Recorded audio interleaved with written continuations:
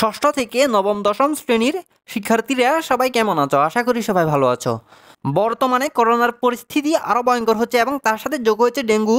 এমত অবস্থায় শিক্ষা বোর্ড থেকে একটি নতুন নোটিশ আসছে। তো এ সম্পর্কে সর্বশেষ আপডেটটি আজকের এই ভিডিওতে তোমাদের বিস্তারিত জানানো হবে।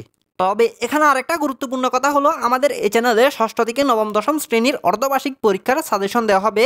তো তোমরা যারা অর্ধবার্ষিক পরীক্ষার সাজেশন পেতে চাও তারা অবশ্যই আমাদের এই চ্যানেলটি সাবস্ক্রাইব করে নোটিফিকেশন অন করে রাখো, যাতে পরীক্ষার সাজেশনগুলো আমাদের এই চ্যানেলে আপলোড দিলে তোমাদের কাছে নোটিফিকেশন পৌঁছে যেতে পারে। আশা করি বুঝতে পেরেছ।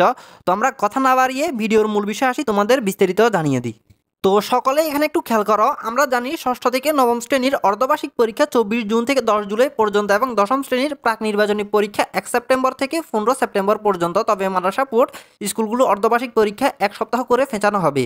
তো এখানে আমরা এই বিষয়টা দেখতে পাচ্ছি। তবে বর্তমানে যেভাবে পরিস্থিতি খারাপ হচ্ছে, এই ডেটগুলো পরিবর্তন করা হবে এবং তোমাদের অর্ধবার্ষিক পরীক্ষা পরিস্থিতি ঠিক না হওয়া পর্যন্ত স্থগিত করার সিদ্ধান্ত নেওয়া হচ্ছে।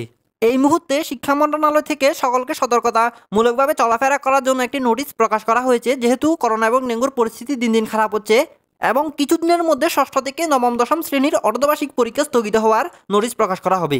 অর্থাৎ পরিস্থিতি ঠিক না হওয়া পর্যন্ত সকল শিক্ষা প্রতিষ্ঠান বন্ধ থাকবে।